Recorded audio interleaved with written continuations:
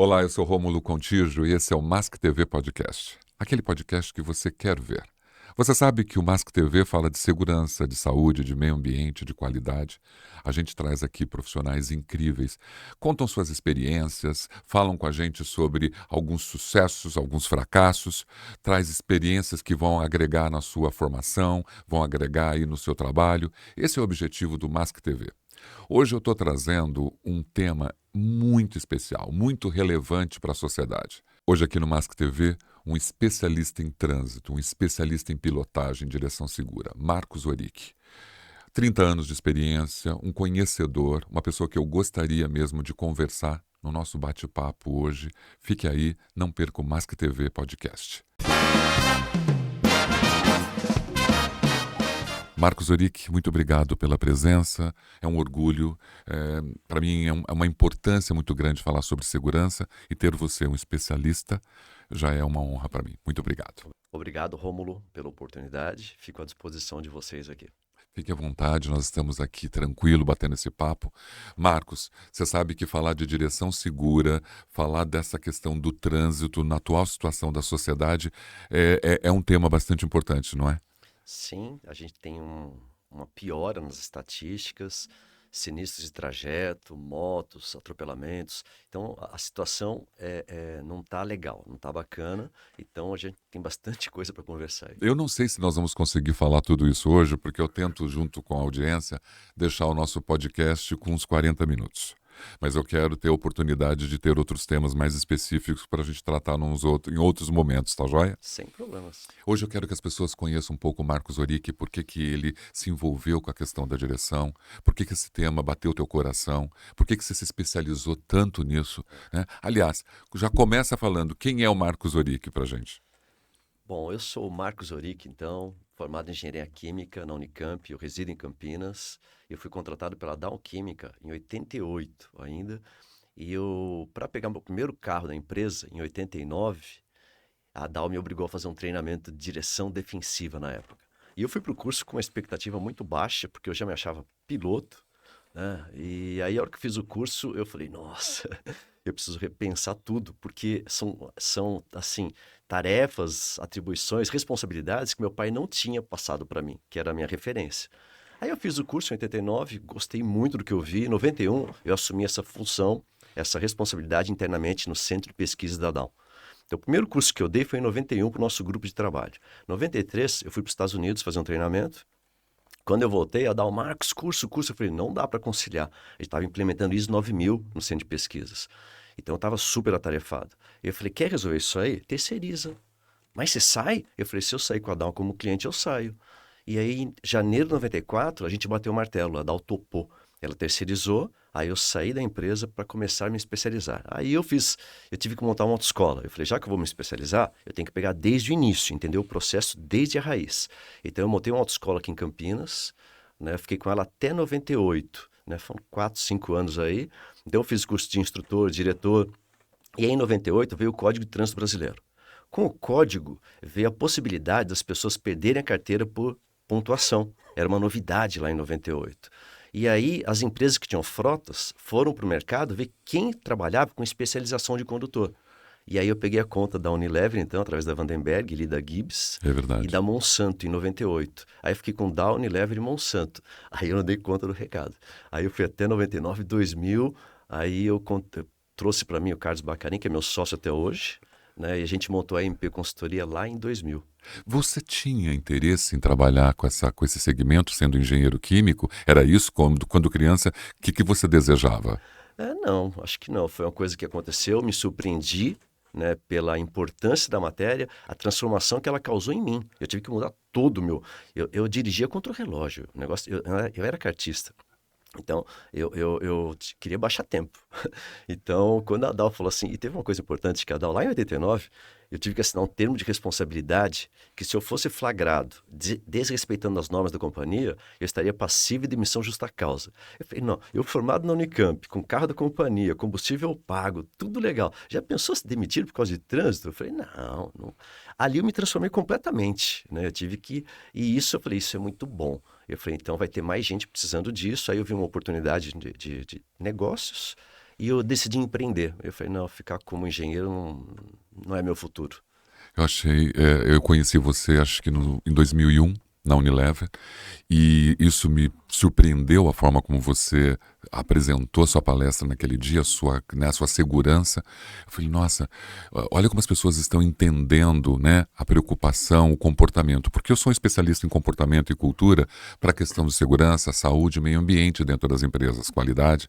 Então eu atuo no desenvolvimento humano, né, buscando transformações culturais, que as pessoas possam entender esses aspectos de uma outra forma, né, onde os valores estão na pauta de todos os dias.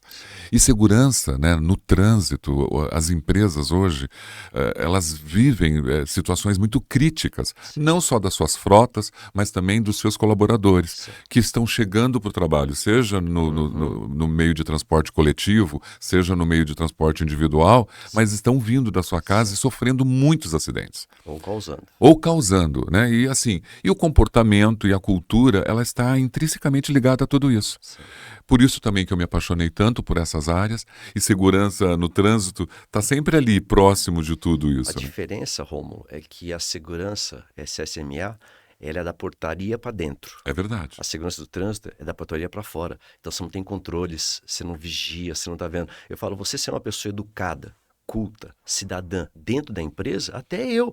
Tá todo mundo te vendo. Claro, tem uma regra, um procedimento para seguir. Lógico. Quero ver você manter esse comportamento num carro com isso filme, sem ninguém vendo quem está dentro.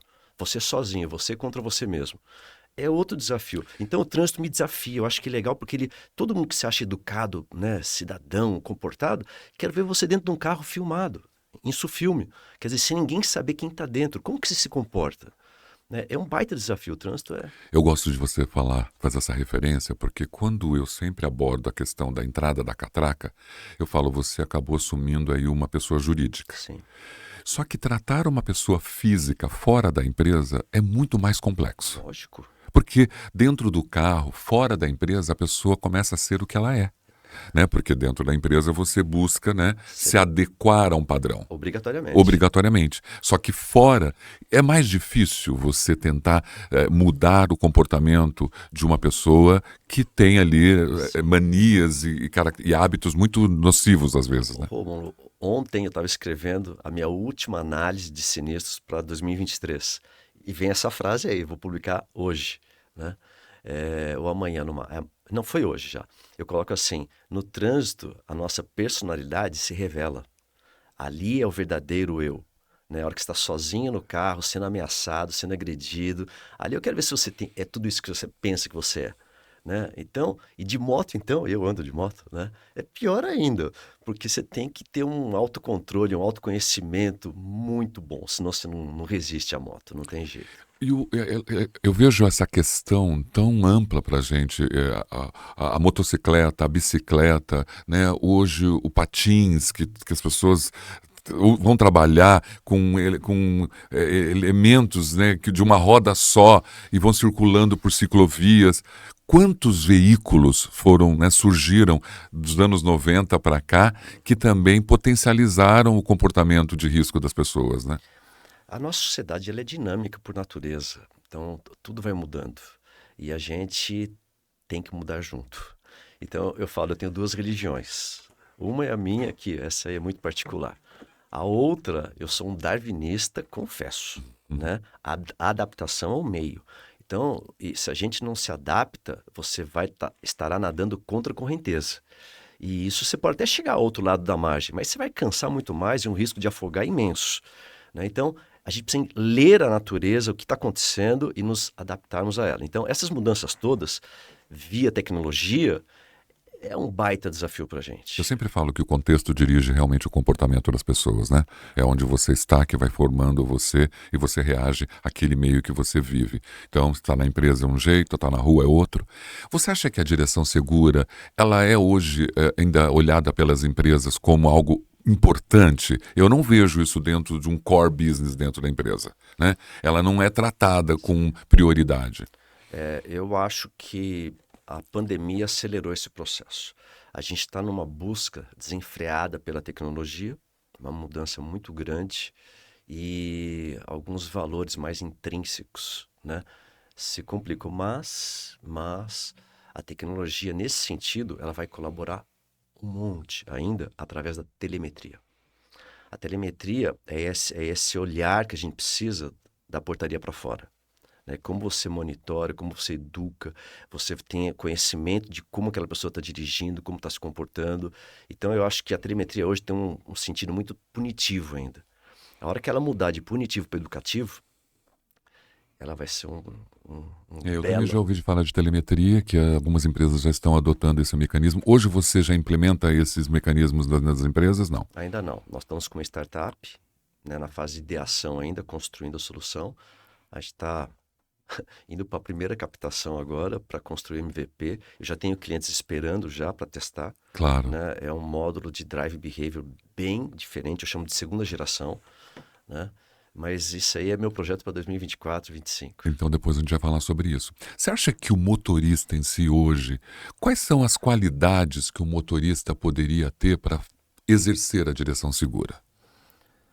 Quais ele poderia ter? Porque eu sei que é amplo, mas assim, Vamos lá. as principais para ele poder ter direção segura, que tipo de qualidade esse motorista tem que ter na hora que ele está no volante?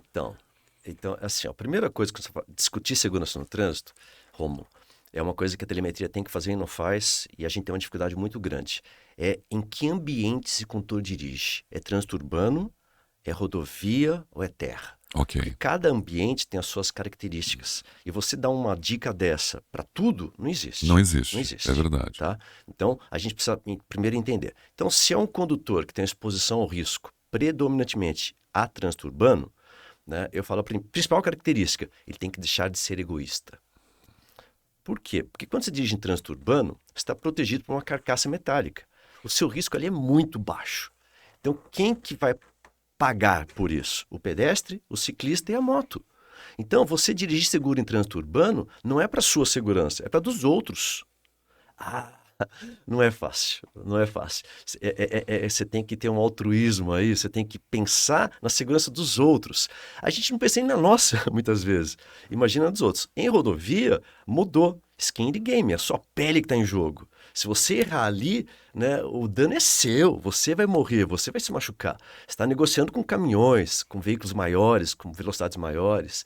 E na terra, aí muda. Aí muda bastante a característica. Aí eu acho que é conhecimento mesmo do ambiente. Por quê? A terra não tem atrito.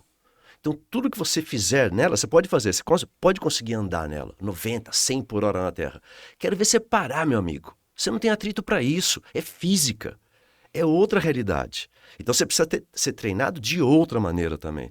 Cada ambiente tem a sua característica. Acho super importante você ter classificado dessa forma, porque não é a minha especialidade. Então, assim, se eu falo só de um campo genérico e olha, essa é a sua classificação, rodovia, trânsito urbano, terra, faz totalmente a diferença na conduta daquele motorista, né?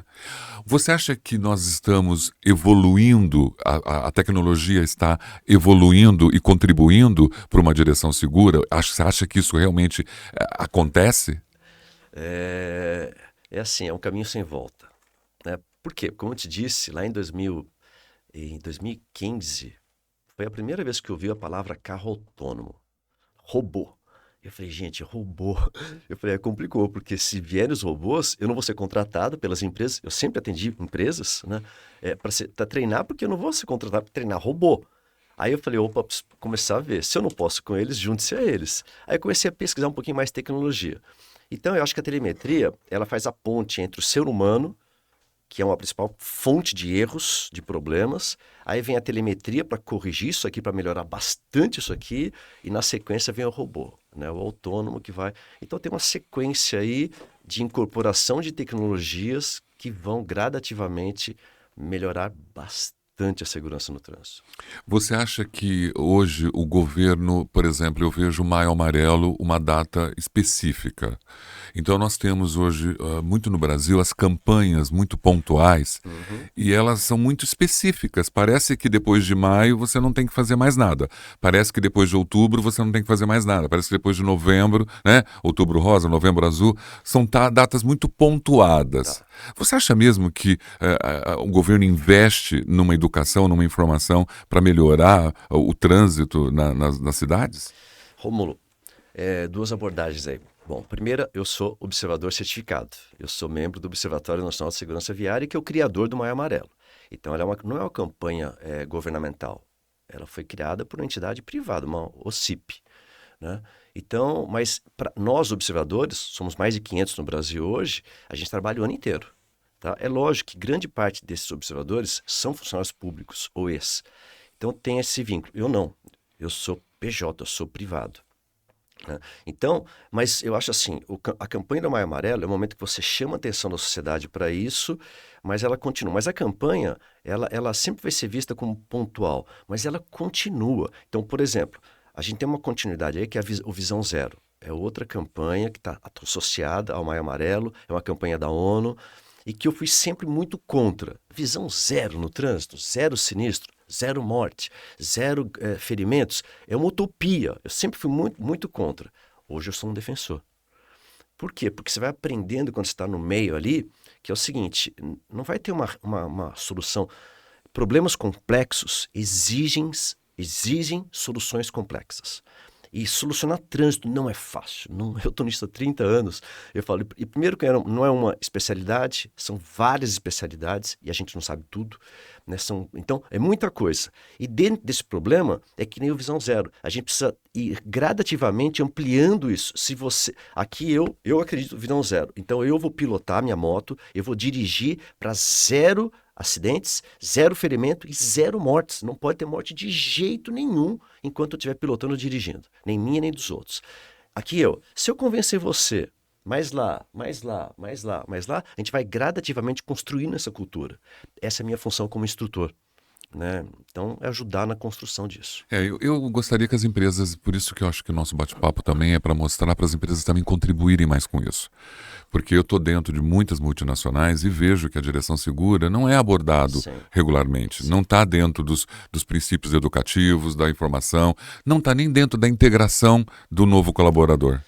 Então, assim, eu chego... Está perdendo espaço. Está perdendo espaço, porque eu poderia, num novo colaborador, falar de segurança no trabalho, falar de saúde ocupacional, falar de meio ambiente e qualidade, mas também falar do trajeto, de como ele chega até lá e falar de segurança no trânsito. Mas a gente aborda muito pouco. Então, eu acho que falta uma carência das empresas de educar esses colaboradores. Eu acho que talvez, né, isso aconteça porque o investimento em segurança ainda é visto como custo. Né? E não é aumento de produtividade. Você dirigir melhor, você não vai estar perdendo tempo. Eu falo, você parar, tocou o celular, ao invés de você atender o celular dirigindo, mesmo no viva voz, extremamente perigoso. Né? Estaciona esse carro, atende. Mas daí eu vou estar perdendo tempo. Não, se é uma ligação importante, você está investindo tempo. É uma mudança nossa de entendimento, né, de conceitos básicos. Então, por isso que eu estou insistindo bastante no hashtag foco na vida. Né? A gente começar a falar, será? Eu vou te dar um caso aqui, Rômulo, que eu acho que está muito presente no meu dia a dia, no meu cotidiano, e eu tenho tentado levar isso para os nossos clientes em palestras, cursos. É o seguinte, os nossos pais, nossos tios, aquelas nossas âncoras, estão passando dos 80. E aí vem muito problema. Eles têm os desafios dele, meu pai está com Alzheimer, então são vários desafios. Eu falo assim, o meu avô morreu em 88 com 84 anos de idade. 88. Meu pai está com 85. Eu falei, cara, se mantiver o DNA, eu tenho mais 25 pela frente ainda. Porra, mais 25 eu tenho que me cuidar. Entendeu? Eu tenho que me cuidar. Não adianta eu gastar tudo agora, acelerar. Eu vou chegar lá arrebentado, aí não vai valer a pena, né, para mim, assim. Então, a gente saber dosar essa energia vital que a gente tem, né, é importantíssimo, e a direção segura tem tudo a ver com isso. É muito interessante quando você aponta, né, a sua projeção de vida, porque a qualidade de vida garantida hoje pode fazer com que você tenha uma qualidade de vida amanhã. Mas esse pensamento, essa análise que você está fazendo, essa autoavaliação, ela é necessária. Lógico. Quem garante que você vai chegar aos 85, mas chegar da melhor forma possível. Falar de direção, falar de comportamento das pessoas é muito difícil, né, nessa questão da imperfeição humana, da complexidade humana, né? Tem um motorista ali que se sente poderoso dentro daquilo. Sim. É, quais são os elementos comportamentais que a gente pode tratar quando a gente está na direção? Eu sei que são muitos, mas alguns que a gente possa... Por que a gente toma atitudes tão erradas quando a gente está na frente, segurando um volante? Desinformação. Olha. Total, total. Por exemplo, a gente não dá para fazer um curso aqui no Claro, podcast, né? não. Mas assim, eu faço uma pergunta na abertura, né? Definições de trânsito. Então eu coloco atualmente, são 4 alternativas, eu falo as 4 são legítimas, tá? Aí eu jogo lá um QR Code, o pessoal vota, né? Eu tenho a minha preferida, a que eu defendo, e ela normalmente é a menos votada. Historicamente, né? Estatisticamente, não historicamente, né? Eu sou estatístico, adoro isso, né? E por quê? Porque o trânsito ainda, ele é um ambiente de autoafirmação para muita gente. A hora que subiu num carro, subiu na SUV, eu quero o carro mais alto, eu quero um carro mais potente, eu quero... É autoafirmação, gente. Né? Mas a hora que você muda o conceito de trânsito, muda a sua relação com ele também. E para a gente, trânsito é um ambiente de convívio social.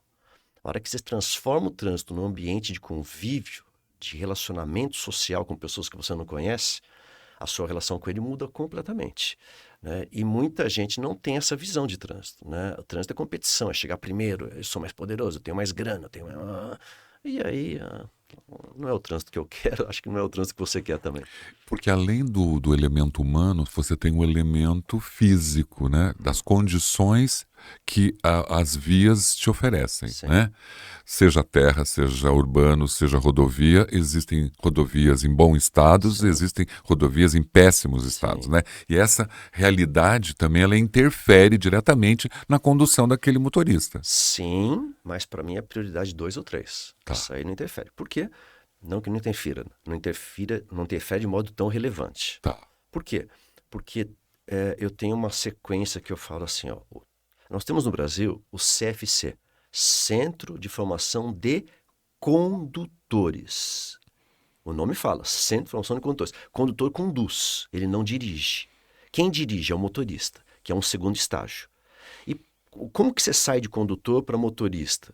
Tá? O motorista é um condutor já bem experimentado, né? A parte técnica totalmente sob controle, tá? Só que além dessa parte técnica, além de condutor, ele faz gestão de riscos. O condutor não foi treinado para isso, o motorista foi. Tá? Ele está comprometido com isso. Então, enquanto ele não aprender a fazer gestão de riscos naquele ambiente que ele sabidamente é de alto risco, ele não vai fazer. Ele é o condutor. E a grande maioria é... Nossa, eu sou condutor, você é condutor.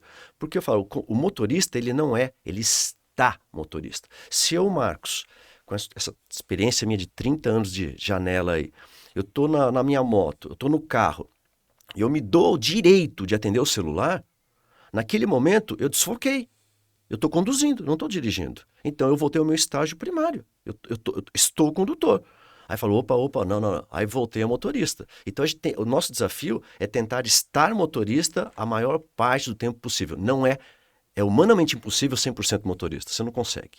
É estar motorista enquanto você está conduzindo. É então, isso? exatamente. É você tentar estar... Quer dizer, você gerir riscos na medida do possível. O quanto você conseguir. Quanto mais, melhor. Né? Isso é treinamento. É treinamento, é informação, né? Sim. Aquilo que você falou, né? A desinformação, então, hoje é o grande crítico da questão da direção.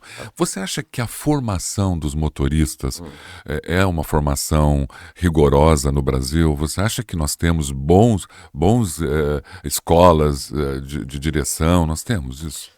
Essa pergunta é muito fácil. É uma pouca vergonha. É uma pouca vergonha. É muito ruim. É muito ruim. Se paga, né, para poder até tirar uma carta com muita facilidade. Não vou nem entrar nessa parte. Questão da corrupção, né? Aí não. Aí não vou nem entrar nessa aí. Vamos supor que a pessoa... Muita gente me liga. Marcos, você pode indicar? Eu falei, não posso, cara. Não posso. Por quê? E vou te falar por quê.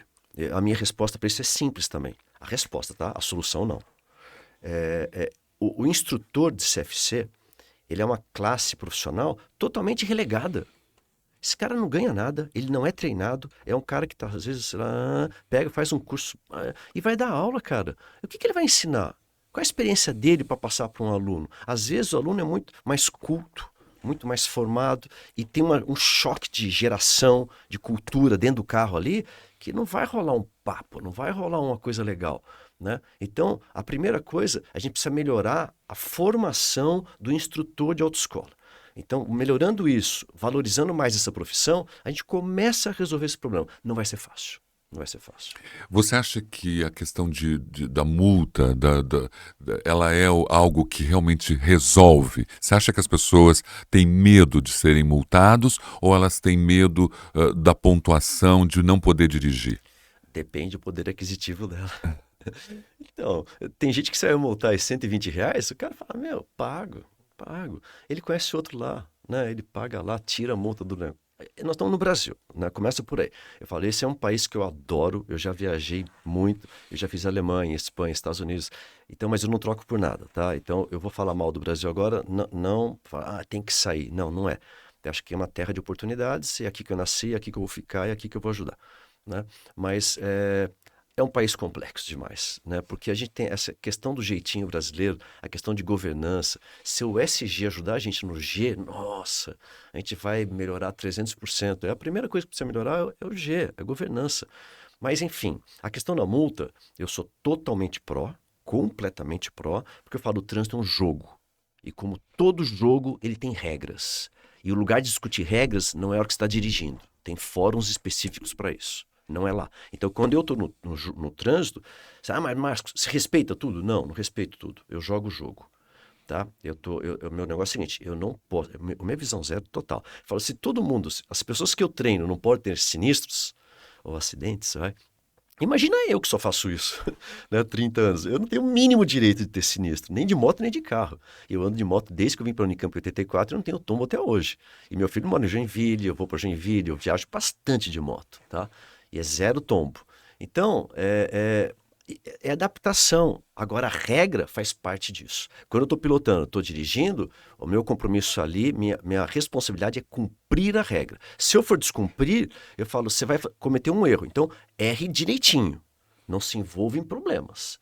Aí você arrisca a multa, mas não arrisca a vida, né? É um jogo. Que jogo esse, né? Que jogo que nós temos que as pessoas hoje Eu adoro ele. lógico, mas você tem uma habilidade para jogar, né? Que você construiu e que você foi adquirindo. E quando você diz que desde 84 não teve nenhum tombo de moto, isso realmente também representa a qualidade do teu trabalho. Porque eu tenho um consultor de direção segura, de pilotagem, de especialista em trânsito, que tem esse, Que né? ainda não caiu? Que tem esse indicador, Aham. isso para mim é muito importante. É importante também para o meu colaborador ter ele ali, quem está falando, olha, ele também é um exemplo. Sim. Eu acho que nós temos exemplos muito ruins, né, na direção, né? Pessoas cometendo coisas e as pessoas olhando para as redes sociais, vendo, porque agora você grava, né, os seus desafios e isso na geração Z acaba interessando, influenciando. Como que vai ser o futuro dentro? Se a nossa realidade de direção é tão precária na informação, o futuro mostra algo melhor? Mostra. Mostra. Eu tenho que ser um otimista, Claro, né? Senão eu claro. desistiria, né? Eu acho que sim, né? É devagar, né? A gente como espécie, a gente está num processo de evolução, teoria de Darwin, né? Então a gente evolui como espécie. Eu acredito nessa evolução. Agora, eu acho que atualmente com essa geração nativa, tecnológica, se você não incorporar a tecnologia, você não vai conseguir chegar neles. Então, uma coisa que você fala assim, a direção segura parece que não está sendo valorizada nas empresas hoje. Eu também tenho essa percepção. Por quê? Porque os cargos, né, de liderança estão sendo ocupados por essa geração. Eles não tiveram isso lá atrás. E para você conseguir falar, atingir esse pessoal, essa galera, vai ter que ser via tecnologia, né? Entendo. No blá blá blá, tá muito difícil. Porque a gente passou a ser os velhos, né? Os velhos É falando o aí, tiozão, o né? tiozão. Nesse assunto, eu falo segurança, ela é comportamento, é baseado em dados empíricos, né? Não é só probabilísticos, não é só estatística, né? Você tem que ir para a parte de experiência, vivências, né? Só que para a gente chegar com essa bagagem nossa em quem está no comando hoje, na minha visão, só via tecnologia. Entendo. Vai ter que ter esse mecanismo para você poder atender esse maior grupo de pessoas. Se a Sim. informação é a principal ferramenta para mudar o comportamento das pessoas no trânsito, Como vai chegar lá? como vai chegar?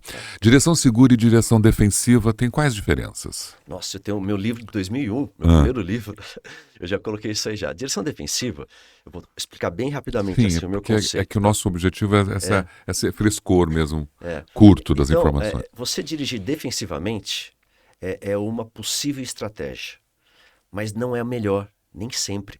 Porque defensivo dá aquela ideia de resguardo, de proteção, e se você pilotar uma moto assim, você vai ser atropelado. Não dá. Então, tem situações que você fala, "Puta, aqui vou ter que ser um pouquinho mais ousado. Então, eu vou arriscar a multa, eu vou colocar na minha balança de perdas a multa. O sinistro de jeito nenhum. Mas para escapar dele, eu vou ter que cometer uma infração. Muitas vezes acontece isso, né? Então, é gestão de riscos o tempo todo. Então, eu acho assim, dá para fazer coisa bem feitinha, mas através de uma gestão de risco adequada, né? Tem que ser treinado para isso. Eu acho que a palavra essa é gerir os riscos, né? Você trabalha de forma preventiva e entender quais são as consequências dos seus atos. Rômulo, só para completar, exatamente isso. Então, alguns momentos, você vai para uma direção, você vai para um pouquinho mais ousado, mas tem certas situações que você fala, rapaz, vai fugir do meu controle. Vai para defensiva. Então, eu comecei a usar depois de um tempo, ao invés de direção defensiva, direção preventiva. Né? Na Unilever foi muito tempo direção preventiva. E depois a gente adotou direção segura. E por que direção segura? Porque ela incorpora todas as estratégias. Porque também a direção segura coloca também a questão de security, de abordagens criminosas. Tem situações que falam, não vou por esse caminho, vou por esse aqui, não por causa de safety, não por causa de segurança de acidentes ou multas. É porque é uma região perigosa. Eu vou fazer um outro caminho. Então, na minha gestão de riscos, entrou o security também. Então, de moto, eu vou falar um exemplo para você. Eu tenho uma moto, que é uma moto 2005, é uma Dragstar, é uma Yamaha, é uma moto que ninguém quer, porque eu não posso ter moto que eu quero, porque senão eu vou ser assaltado. 2 vezes eu estava pilotando, uma pertinho de Araraquara, na Washington, eu vi uma moto vindo muito rápido, assim, no meu retrovisor esquerdo, muito rápido. Eu falei, nossa, não vou nem me mexer, né? Aí fiquei esperando o cara passar, né? E ele não passou, eu falei, ué, cadê? A hora que eu olhei assim do lado, estavam os dois do meu lado. Ele olhou, foi embora. Se eu tivesse com uma moto melhor, já era, cara, já era. E às vezes não é só a moto, né? Às vezes os caras apelam. O estado de violência que nós estamos vivendo agora está meio potencializado, porque você vê quase que diariamente, né, os caras quebrando os vidros para pegar o celular, agredindo as pessoas nos trânsitos parado, é marginal em São Paulo, é em todo lugar agora, né? Você quebra o vidro, então assim, a parte de security realmente engessou ali, incorporou, né, a palavra, Mas né? a nossa gestão tem que fazer um balanço das duas. Não dá para focar só numa ou só noutra. Porque acho que tem situações muito específicas ali, né? Daquele comportamento, daquela região, daquela cidade, daquela localidade. Eu acho que quando a gente fala de segurança no trânsito, você vê, olha, nós falamos aqui mais ou menos 25 minutos, 30 minutos quase. É tanta coisa para se falar, não é? É tantos elementos. Mesmo assim, você conseguiu cortar e retalhar algumas informações para que quem estivesse assistindo e ouvindo pudesse entender um pouquinho onde a gente pode chegar quando a gente fala de uma direção segura. Para a gente caminhar para o nosso bate-papo de hoje, para o nosso final, nós estamos chegando numa época que é o final do ano e eu quero postar esse podcast agora, dia 21. Tá. Perto de Natal, perto de Réveillon, férias. E eu vi que no teu LinkedIn, que é bastante ativo, você tem muito post, você tem muitos materiais que você está dividindo com as pessoas. Isso é super importante, depois nós vamos divulgar isso. E tem as suas sugestões, as dicas, né? Que são super, às vezes, super importantes, né? Eu vou pegar um exemplo, uma aquaparanagem, que é às vezes as pessoas nem sabem, mas como uma sugestão pode mudar tudo na hora que você está de frente com esse risco. Desinformação, eu falei para você. Desinformação, né? É o tempo todo a gente necessitando. Então, para a gente caminhar para o nosso final do podcast, Quais são as dicas, quais as sugestões, se for possível? Eu quero respeitar o teu conteúdo todo, Sim, porque o tempo sempre é o nosso maior inimigo sim. num veículo como esse. Por isso que eu quero te deixar o convite aberto para uma outra oportunidade. Mas agora, o que o nosso ouvinte, a pessoa que está assistindo o Mask TV, pode se cuidar para o fim de ano? Que dicas que você traz para a gente? Olha, como dicas, vou até me dirigir ao público lá. Por favor. Eu acho que a primeira coisa é a compreensão do ambiente nesse final de ano. Essa aqui, agora, dezembro, janeiro e fevereiro, é uma época crítica para óbitos, sinistros com óbito, tá? Então, esses anos anteriores, nessa época, é comum haver em clientes nossos. E por quê? Por 4 razões. A gente tem 4 agravantes aí. Primeiro deles, muita gente em férias que vai sair dirigindo em ambiente que não está acostumado. Então, tem uma prevalência de condutores mais inexperientes. E isso atrapalha bastante, mas faz parte. Adaptação ao meio. Lei de Darwin. Segunda característica, chuvas pontuais e fortíssimas.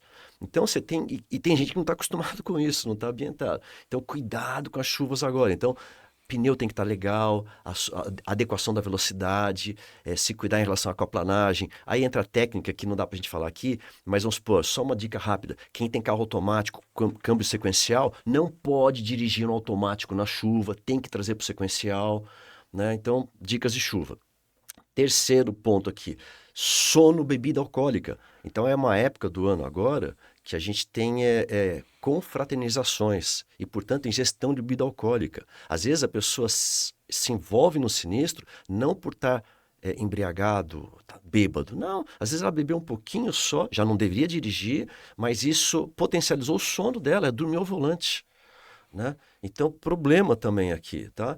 E o último aqui que eu coloco, né, assim, nessa época do ano, é realmente, né, a pressa nossa. A gente sai agora, o pessoal se desliga, acha que acabou o ano, né? Então, não é assim. O jogo, o trânsito, eu falo, você saiu do ponto A ao ponto B, o jogo só acaba a hora que você desligar o carro no ponto B.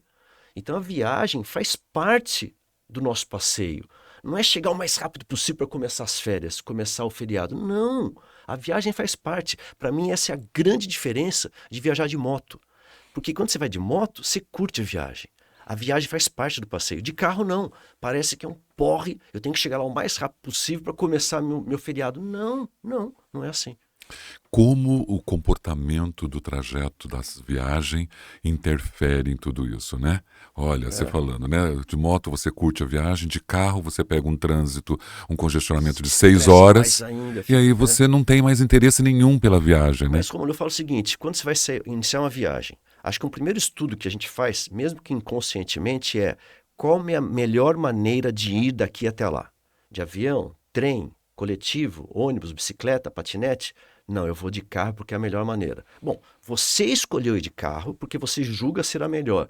Aí a hora que está dirigindo, você acha que é perda de tempo. Não, há uma incongruência aí, há um conflito, você mesmo, está tudo errado. Você escolheu. Relaxa, faz bem feito. É verdade, um bom planejamento para você sair de Não tem viagens como. é o que te garante segurança e prazer pelo Exatamente, passeio. exatamente. Bom, eu fico cheio de vontade de perguntar muitas coisas, porque a sua experiência realmente é incrível pra gente, mas eu vou realmente reforçar o meu convite aqui para você voltar. Eu quero falar sobre segurança de trajeto, eu quero falar sobre motos, eu quero falar sobre bicicletas, eu quero falar sobre situações que as pessoas vivem e que elas... eu vou dar um exemplo básico. Uma chuva forte em Valinhos ali, naquela rodovia para chegar na Anhanguera, sem nenhuma possibilidade de visibilidade e um trânsito terrível. E ninguém te parando. E você não tinha visibilidade zero. Então, assim, eu quero trazer alguns elementos no nosso bate-papo de situações e de experiências que as pessoas que assistem podem mandar pra gente. Falar, ó, eu tô nessa situação, o que eu faço? O que eu faria, deveria fazer? Porque eu tô aqui sem enxergar, não consigo parar, não tem acostamento, mas eu não tô enxergando absolutamente nada. Era um pânico dentro do carro. Tá. Né? E o cara atrás não permitindo que eu parasse. Você passou por isso? Passei por isso. Recentemente, inclusive, numa tempestade. Tá. Não podia ir porque era 2 vias. Sim. Eu não podia jogar para a direita Tá. porque tinha um outro carro. Para a esquerda, o guarda-reio. Tá. Então, o que eu faço se eu não tenho para onde parar e ninguém está parado? Porque é um congestionamento de fila. Sim. Então, tem muita coisa Tem. que eu quero dividir e que talvez muita gente vai querer saber. Ô, Rômulo, isso aí é gestão de riscos. E a gente aprender no tentativa e erro é caro, esse aprendizado. Então eu falo, você aprender gestão de riscos não tem forma melhor do que via treinamentos. Né? É uma maneira barata. Então, por isso que eu falo, não é custo, não é custo. É você ajudar a pessoa numa construção de um entendimento mais amplo daquele ambiente que ela vive, que ela depende, que é o trânsito. Hoje eu vou divulgar a MP Consultoria, do quanto vocês estão no mercado há tantos anos. Eu, pela MP, eu consigo, de repente, ter acesso a materiais, treinamentos, toda a informação que a gente precisar, eu consigo através do site da MP? Não, o site você tem algumas informações, lógico que é sempre limitado. Tá. E sinceramente, assim, acho que até eu estou num processo de mentoria de transformação digital agora, que Ok. está passando. Né? Então, a gente precisa transformar a MP Consultoria para a MP Online. A gente está transformando, está devagarzinho nesse processo, não é rápido, né? É uma adaptação. Então, eu estou construindo. A partir de 2024, a MP vai ser cada vez mais online e menos consultoria, apesar da consultoria ainda, tá? E aí a gente pode ir mais. Mas tem meu contato, faz contato. Eu adoro, quando eu montei a MP lá em 94, não foi a MP Treinamentos, curso, foi a MP Consultoria. Porque o que me diverte, de fato, é receber um problema e falar, Marcos, como que eu resolvo isso aqui? Né? Vamos construir juntos. Né? Para mim, essa é a minha diversão. Eu sou pesquisador, eu me formei em centro de pesquisas. Eu gosto disso, traz o problema, traz a dor. Aí eu vou te ajudar, eu vou tentar te... Eu vou te ajudar, não, é muita pretensão. Eu vou tentar te ajudar na construção. Talvez eu consiga, talvez não. Mas aí fica mais legal. Então, essas soluções todas, esses produtos todos, eles estão sendo revisados, atualizados, mas o acesso, me escreve, vamos conversar. Excelente, nós vamos fazer isso sim. Eu acredito que a gente vai ter um caminho para a gente tocar nesse assunto e que eu acho de extrema importância, por isso essa relevância, por isso trazer ele agora, né, nesse lançamento de final de ano, as sugestões para o final de ano. Então, para fechar nessa câmera, manda sua mensagem para os seus motoristas, para as pessoas. Estamos fechando esse nosso bate-papo e eu, primeiro, claro que é um orgulho para mim ter você aqui presente, claro, e é uma honra mesmo, verdadeiramente, genuinamente, um especialista, um cientista praticamente do trânsito e as pessoas, eu tenho certeza que tudo que você falou, mesmo sendo uma coxa de retalhos, eu tenho certeza que foi bem útil. Te agradeço pela oportunidade. A gente não se via há muito tempo. Muito tempo. Né? A gente se cruzou via LinkedIn. Tá vendo a tecnologia? É verdade. É isso que eu falo. Ela une. Né? Ela pode afastar também, mas ela pode unir. Né? Agora, como dica, então eu te agradeço antes de mais nada, eu fico à disposição, a gente concilia agendas o ano que vem, a gente, né, vamos fazer juntos isso aí, vamos trabalhar junto, a quatro mãos. Para mim, assim, ó, juntos a gente é sempre mais forte, não tem como. Concordo Né? com você. E como dica para o pessoal, eu acho assim, ó, a gente vai entrar no período de férias agora, como eu disse, é perigoso, tem vários elementos diferentes que interferem nos riscos desse final de ano. Né? Cuidado com bebida, cuidado com sono, cuidado com velocidade. Né? Calma, calma. Vão recarregar, essa interação familiar agora é muito gostoso o Natal por causa disso. Então, vamos chegar seguros aos Respeitar nossos as regras, destinos. né? É lógico, gente, calma. Né? Então, um pouquinho mais de tolerância, um pouquinho mais com tudo. Tem gente agora que não vai ter essa tolerância, não vai ter essa educação, não vai ter nada. Mas uma frase que eu uso assim, né? Eu acho que todo mundo conhece, né? Perdoai-os, eles não sabem o que fazem. Né? Quem foi treinado, quem está capacitado, é nossa obrigação de evitar, não é deles. Ok, eu concordo com você. Não é porque o mundo está cheio de maldade que eu não posso exercer a bondade. Lógico. Né? A bondade pode ser exercida por todo mundo, inclusive no trânsito. Marcos, gentileza gera gentileza. Gera gentileza. Esse foi o Mask TV Podcast, né? Falando de direção segura, né? Com o Marcos Oric, especialista em trânsito. Agradeço a sua participação. Muito obrigado por ter convivido com a gente, conhecendo aí a especialidade na direção segura, na visão de Marcos Oric. Eu te agradeço demais você ter vindo e espero sim trazer outros temas para a gente falar de direção no próximo ano. Obrigado, Rômulo. Quem está aí podendo, nos acompanhe no LinkedIn, entendeu? Eu estou publicando. Hoje e amanhã é minha última publicação do ano, mas ano que vem a gente estará firme e fortes nesse propósito. E com certeza você está vendo aqui já na telinha embaixo do seu computador o endereço do LinkedIn dele e do Instagram. Valeu, brigadão. Um abraço, até mais. Obrigado por assistir nas principais plataformas Mask TV para você.